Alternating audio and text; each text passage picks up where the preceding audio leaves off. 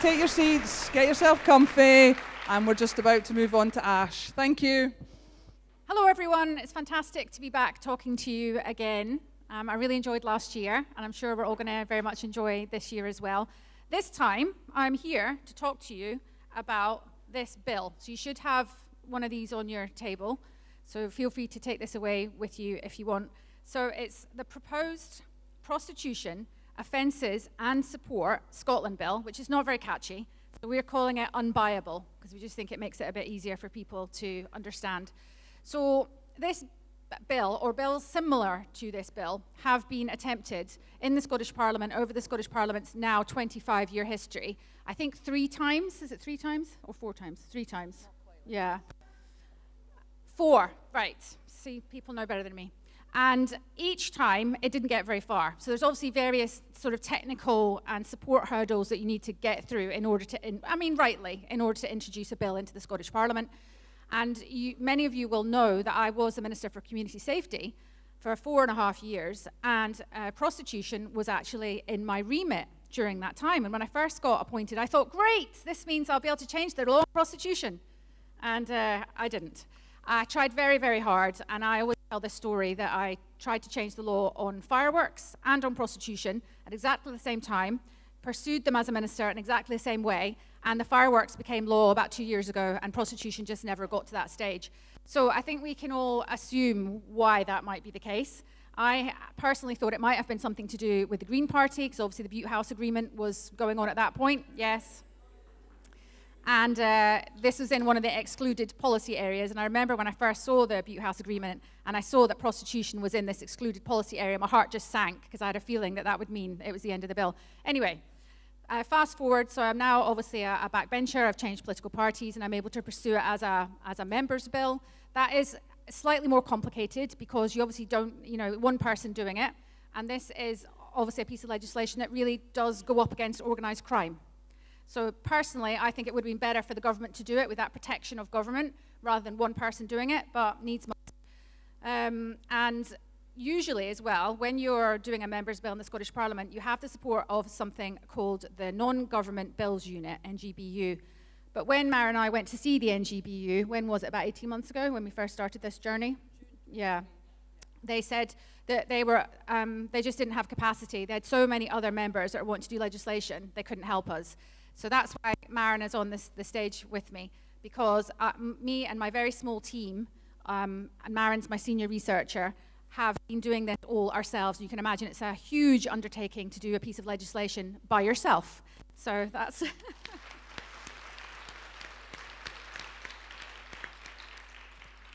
So I won't go into the whys. This is obviously a bill that's based on the Nordic model, because obviously we had the Nordic model, the excellent Nordic model presentation already, so we all understand why we would want to do this. And we did the consultation last summer. We got 100 responses, and all the frontline services that responded to it, and that was things like Christian organizations, women's rights groups, abolitionist organizations, women's frontline services, all support the main aim of the bill, which is to criminalize the buyer, which was really good. So that was 76% were fully supportive. So just that's a takeaway for you, that of the people that responded to the consultation, 76% of them, so that's a significant majority, support the main premise of the bill, which I think is important, because they often like to say, oh, well, there's no support for this. The organizations don't support it. And anyone that's been in Scotland over the last few years will know that many of our women's organizations have been politically captured. But I hope that's coming to an end now, and we did actually get a response from Scottish Women's Aid, which was supportive. So I really thought that was good and that we turned a corner. So the Scottish Government and COSLA have this joint statement. You've probably heard of it. It's called Equally Safe. People heard of that one? The government talk about it a lot, which it does characterise prostitution as violence against women. They've had this statement for, it must be over 10 years now, and yet they have still not made any move to align the law to this policy statement and strategy. So that's what I'm really trying to do. So the next hurdle that you have to do after you've done the consultation is you do the consultation summary response. So that's a document online. It's very comprehensive. It's about 100 pages long. That's online. So if anybody wants to go and read up on this, it's all available on the Parliament website. You can go and have a look at it. I think it's interesting. It's well worth a read. And then the next step on from that is you need to get cross-party support. Now, I'm in a a political party of one in the parliament. There's only one. And anyone that's been paying attention recently will know that the largest group in there don't like me very much. So that makes it a little bit tricky. But having said that, I managed, and this is the point where the other bills couldn't go any further, I managed to get the cross-party support in 2 days, which was amazing.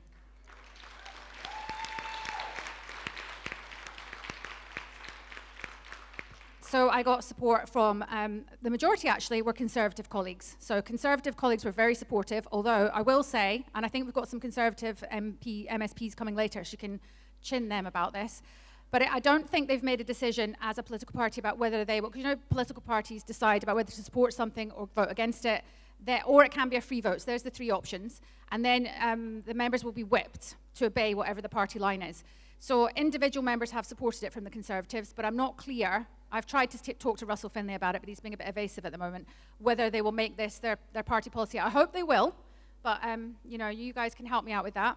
I got a number of support from Labour, and I did get the impression that because of the whip actually came to talk to me and said they were very supportive. So that would suggest to me, although I could have got this wrong, that Labour might be able to take a position where they will support, which is great.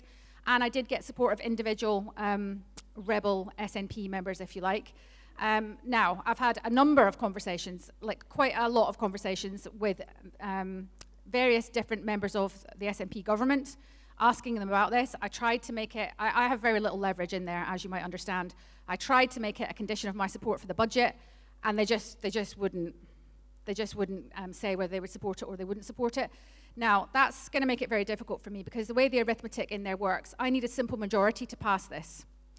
And if the SNP whip against and enforce it, and there aren't very many rebels, I won't be able to get this through. So I need your help. I need us to make as much noise about this and to make this so uncomfortable for the government that they can't even think about whipping against it. I think they can just do a free vote.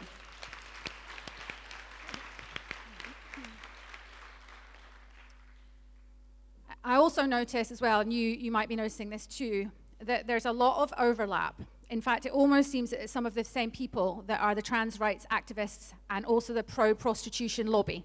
So we're used to this fight now, and I think this is something that we can hopefully pour our energy into, which is a positive thing. That is a positive thing for women and will move the country forward. So as I've said, it's just me in there. There's quite a lot of people in there that are not very keen on me for a number of reasons, and I'm going to need your help. I need a civil society campaign to back me up as much as possible. In the countries where this has gone through successfully, now the main ones that I can think of that I've spoken to activists and politicians that have done this were France and Ireland. So in Ireland, they had a very, very strong civil society campaign. It was called Turn Off the Red Light. It was excellent. And I think it really turned the opinion of the public in favor of this. And in France, I saw some very good videos. So the French were making really excellent, funny, informative videos. And obviously, that was a few years ago, and we've moved on now. Video content is so important now in terms of setting that narrative out. So if people can help me out on social media, I think writing letters to your politicians is very useful. If you're a constituent, you can ask to meet them, and they really should meet you to talk about this.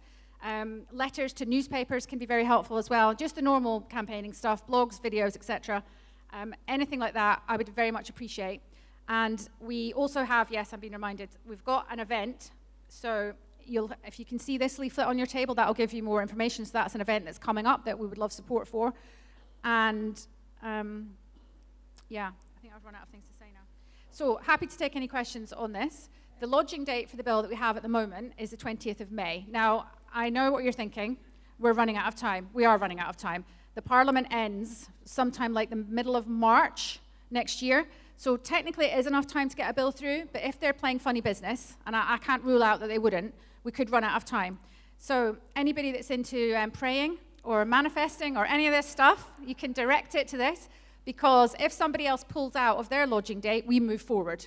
And also, that we get a good committee and then it just runs along smoothly. So I really hope we can do this. I think we can. I feel really positive about it, and I think we can do it, but I'll only be able to do it with your support. So thank you very much.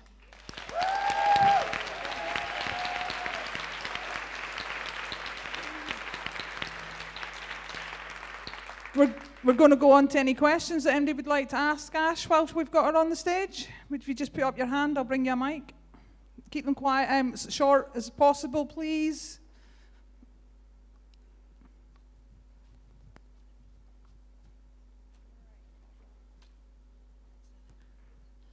Hello, I'm really interested in the human rights argument that you've presented as part of the case, and I wondered if you'd had any discussions with the Scottish Human Rights Commission or the Equality and Human Rights Commission, and if so, what the conversation was like. I don't know if you follow any of my social media. I've had a couple of conversations with the Scottish Human Rights Commission recently, and none of them have gone very well, as you might not be surprised. I actually, this probably won't help me, I actually called for them almost to be disbanded last week in a parliamentary debate because they are not fulfilling their mandate as set out in their enabling legislation, and they are not intervening to protect women's human rights in Scotland. And they also, because I went to them at the time the GRR was going through the Parliament, I went to them and asked them for a detailed analysis on women and girls as vulnerable rights holders as part of that, and I got nothing. Now, I did manage to get an off-the-record conversation with one of the members of the Commission, but not from the Commission itself because it was captured.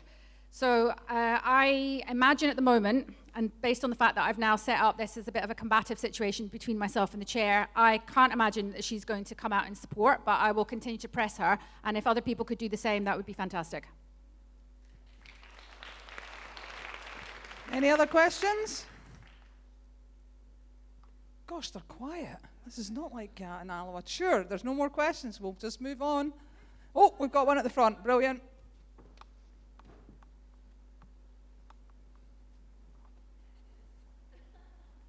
Thank you.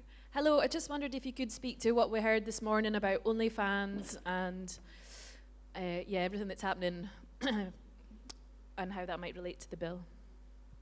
Yeah, I think that's a really good point because I definitely think it will come up during the passing of the bill. The bill doesn't directly address it in any way because that's part of the online situation. And I do like to say if I get re-elected in a year, after I've done this, I'm going to move on to porn, and I would consider it to be part of that. But my team keeps saying to me, stop talking about banning porn in the run-up to an election. You're not going to get any votes. So don't tell anyone I said that.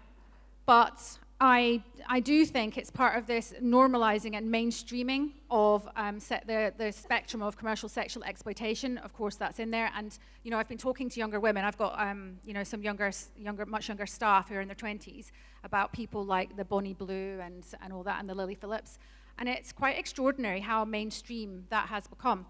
And I would say it's quite shocking. And I think that most of the women that are working in that, again, are not that making a lot of money makes it a good thing. That's not what I'm saying. But I think a lot of the women that go into that are not getting the money out of it that they probably thought they were going to, and are probably ending up in a difficult situation where these images, they can't ever take them down. So they think they're putting them into a secure space. I don't know if I'm repeating what was said earlier. And that it's going to be protected, and that when they decide to leave, they can just take it all down and then move on with their lives. And they are finding that is not the case. These images are out there forever, and they can't get rid of them. So obviously that makes moving on quite difficult. So yes, I think it's part of the spectrum. You can't do everything at once. I think prostitution is probably the place to start, which is why I'm starting with that. But I think there's a lot more we can do on this. I've got a particular concern, I think, at the moment with porn and younger boys and the age at which boys are accessing porn and the effect that that's having on our society, on relationships with girls, how it's pornifying sexual relationships. So I think there's definitely something we can do about that, but I'll have to, I can only do one thing at a time, so I'll try and move on to that if I get re-elected. Thank you. One moment, another question here. Thank you. Hi, thanks very much for a really important campaign and the hard work that goes into it. I'm just really interested to wonder, in seeking support from other organisations and people, are you getting much pushback on the language around prostitution and women? They're constantly pushed back. The main, Alison's nodding at me, she does my comms. The main thing that we have is every time we put articles into the newspapers, they'll be using their framing, which is sex work is work, and then we're using our framing, which is prostituted women, commercial sexual exploitation. And the newspapers are kind of like this. They don't know where to land, so they get a bit confused about what they're doing. So we did think it might be useful. Marion can maybe help us with this, about talking to the editors of all the newspapers in Scotland, explaining to them why we use the framing that we do, and try and see if we could get them on side to it.